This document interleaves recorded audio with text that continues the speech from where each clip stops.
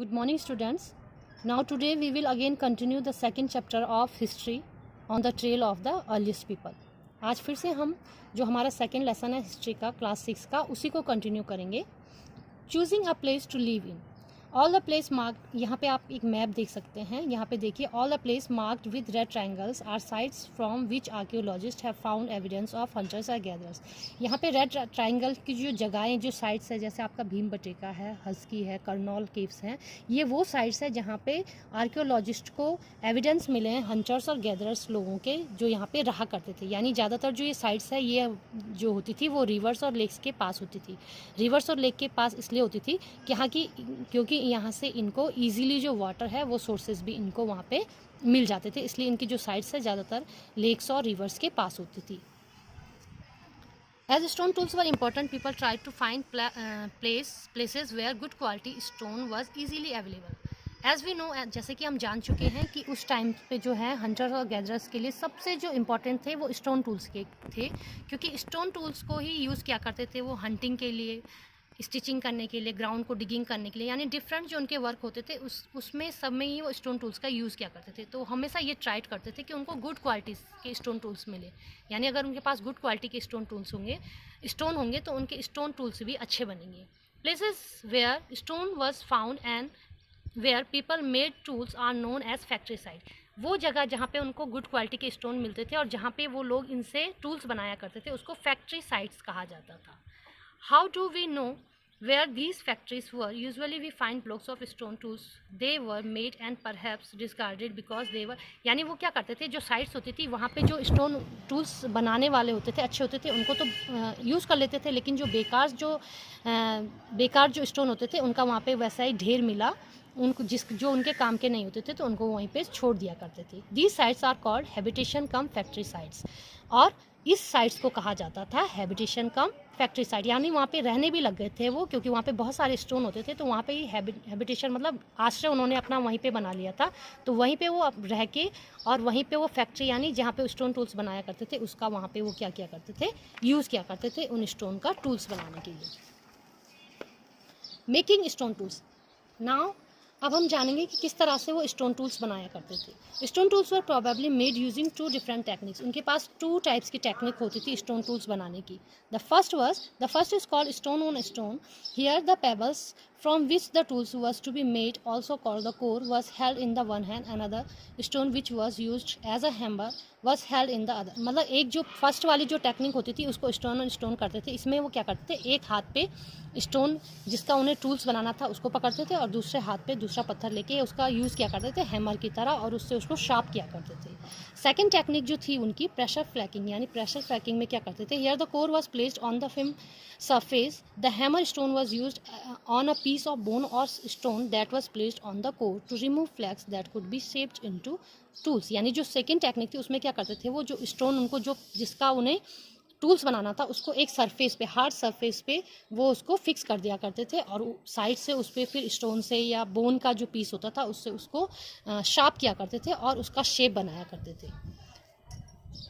Finding out about fire. उसके बाद हम जानेंगे कि फायर के बारे में उन्होंने कैसे जाना. Find the Kurnool caves on map 2. Kurnool caves हमने देखी थी मैप 2 पे. Traces of ash have been found here. इस केव में क्या हुआ, जब आर्कियोलॉजिस्ट ने वहाँ पे सर्च किया तो उन्हें एविडेंस मिले, वहाँ पे उनको ऐश यानी राख मिली उन्हें. This suggested that people were familiar with the use of fire. इससे उन्हें ये पता चला कि यहाँ पे जब लोग रहते थे, हंटर गैदरर्स रहते थे, तो उनको ये पता था कि किस तरह से फायर का यूज़ वो कर सकते थे, यानी उन्हें फायर के बारे में नॉलेज था. अ चेंजिंग इन्वायरमेंट, यानी इसके बाद क्या हुआ, इन्वायरमेंट मतलब पर्यावरण में एक चेंज आया.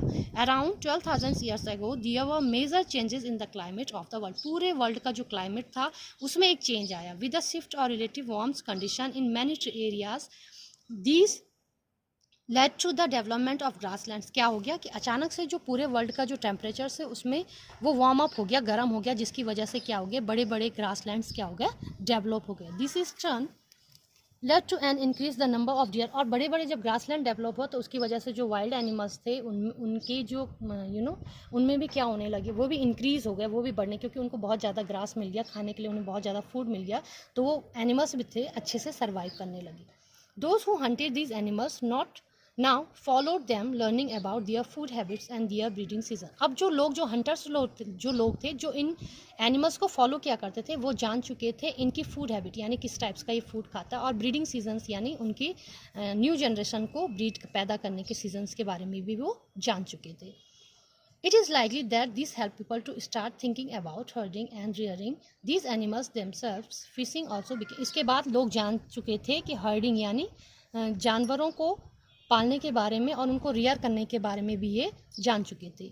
This was also a time when several grain-bearing grasses, including wheat, barley and rice, grew naturally in different parts of the subcontinent. और इसी टाइम पे क्या हुआ, हमारा जो सब कॉन्टिनेंट था इसके डिफरेंट पार्ट पे, जैसे आपका वीट, बार्ले, राइस, वीट मतलब गेहूँ, बार्ले में जौ, और राइस मतलब चावल आपके ग्रो होने लगे। और इस सब को देखते देखते जो मैन, वीमेन थे और चिल्ड्रन थे वो सब क्या करने लगे, इन ग्रेन्स को एज फूड के लिए इनको इकट्ठा करने लगे। यानी शुरू में तो वो हंटिंग ही करते थे, गैदरिंग करते थे, लेकिन धीरे धीरे वो एनिमल्स को रियर करना भी सीख गए थे और फूड को जैसे ग्रेन है उनको ग्रो करना भी वो सीख गए थे। This may have led them to think about growing plants on their own, और वो सीख गए थे कि किस तरह से वो खुद से प्लांट को क्या कर सकते हैं, ग्रो कर सकते हैं। Names and dates. Archaeologists have given lengthy names of the time that we are studying. यानी जितने भी पीरियड हमने पढ़े जब वो हंटिंग करते थे, आफ्टर दैट उसके बाद वाला और उसके बाद वाला, तो आर्कियोलॉजिस्ट ने उनको डिफरेंट नेम दिए हैं। They call the earliest periods the Palaeolithic. सबसे पहले का जो पीरियड है उसको पैलियोलिथिक नेम दिया गया है।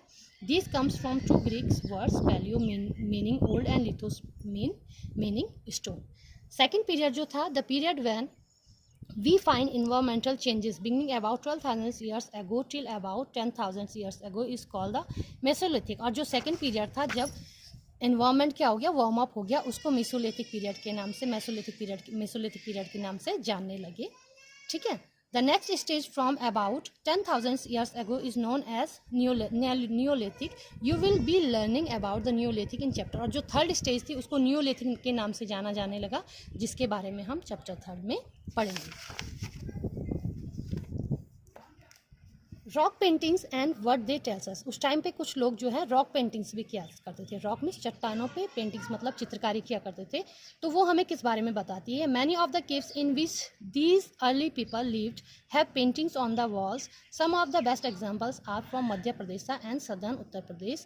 These paintings shoot wild animals drawn with great accuracy and skills. यानी उस टाइम पे जहाँ पे ये आर्कियोलॉजिस्ट जिन केव्स में रहा करते थे उनकी दीवारों पर आर्कियोलॉजिस्ट को कुछ पेंटिंग्स भी मिली है जो उन्होंने वहाँ पे देखी थी। ज़्यादातर जो पेंटिंग होती थी वो वाइल्ड एनिमल्स पे बनी होती थी।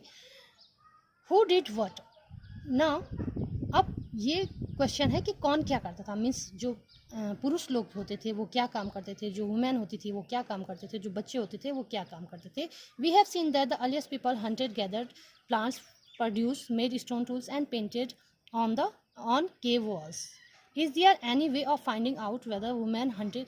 यानी हमने जाना कि पहले के लोग हंटिंग किया करते थे, प्लांट्स प्रोड्यूस किया करते थे, स्टोन टूल्स बनाया करते थे, पेंटिंग किया करते थे, लेकिन क्या कोई ऐसा तरीका था कि यानी जो मैन है उसके लिए कोई अलग से काम और जो वुमेन है उसके लिए कोई अलग से काम, ऐसा कुछ वहाँ पे था। तो इसके बारे में हम इसमें जानेंगे। At present, we do not really know. However, there are at least two possibilities. It is likely that both men and women may have done many of these things together. मतलब कोई निश्चित वो नहीं मिला, ऐसा जाना जाता है कि बहुत से जो पुरुष और स्त्रियां होती थी वो मिलके इस काम को किया करते थे। It is also possible that some tasks were done only by women and others only by men. ये हो सकता है कि कुछ टास्क जो थे वो मेल करते होंगे और कुछ फीमेल करती होंगी। A closer look, Husky. Find out Husky on map 2. A number of early Paleolithic sites were found here.